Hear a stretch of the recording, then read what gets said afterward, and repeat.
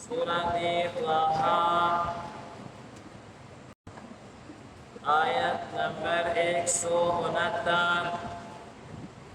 सफ़ा 511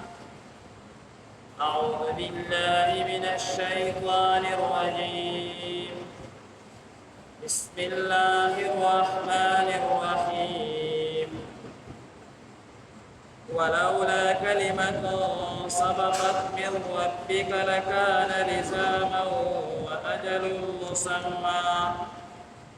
فاصبر على ما يقولون وسبح بحمد ربك قبل طلوع الشمس وقبل غروبها ومن آناء الليل فسبح وأطراف النهار لعلك ترضى صدق الله العظيم بسم الله الرحمن الرحيم ولولا او کچرنوی کلمت یو فیصله سبقت من ربک وړاندې ستا د رب د طرفنا لکان وبد عذاب لزاما لازم شوی واجل مسمى او کنوی نیټه مقرره فاصبر الصبر کوا علامه فهغه باندې یقولون بکافران وای وسبح او باقی بیان کړه بحمد ربک بتعریف سره د خپل رب قبل طلوع الشمس مخکیدا والراحتون وقبل غروبها او مخکید پریوتو د نورنا ومن آناء الليل او بزنی وقتونو د شپې کې فسبح پس باقی بیانوا واطراف النهار وطرفونو د ورځ کې لعلک ترضى دې د پاره چې ته خوشاله شي بسم الله الرحمن الرحيم ولولا كلمة سبقت من ربك دې آیت مبارکه سره الله تبارک وتعالى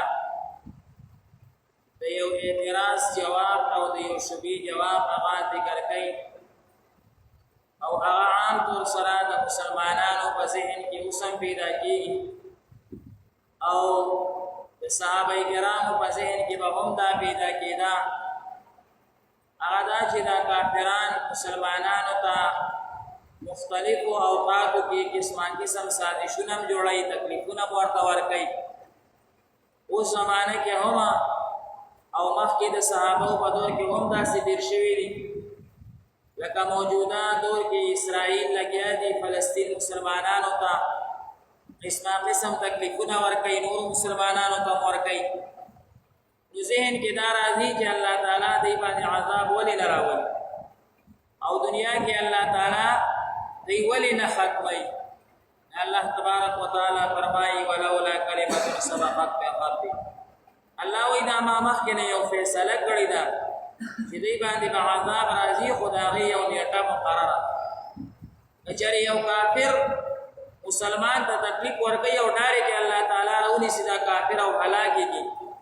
بیا خدا دنیا دارالامتحان نشي بیا خو به اس کافر مسلمان ته تکلیف ورکړي وای با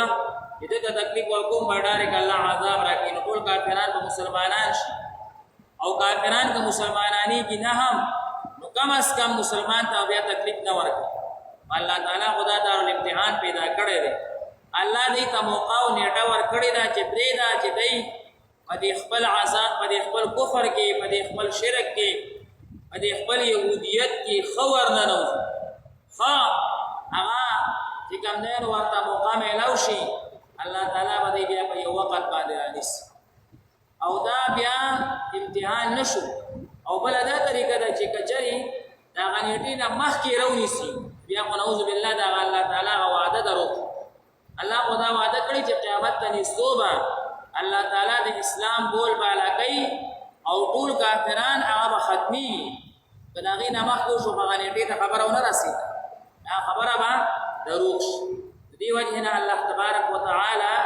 مسلمانانو ته یو تسلی ورکړي تاسو خپکیږئ ما او دې زمانہ خلاصې دیم نشي او زمانہ هغه تختی دیم نشي زبدې ته عذاب ورکوم خو یو نیټه لاغي مقرره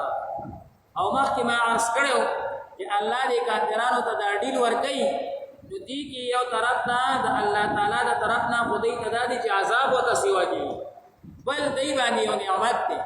دا به کافرانو یو احسان دی چې دې شي څوک پکې مسلمانان شي دا اوس چې مخکې تاسو مرا اسرائیل ظلمونه کول او فلسطینیان هغه شهیدان کېده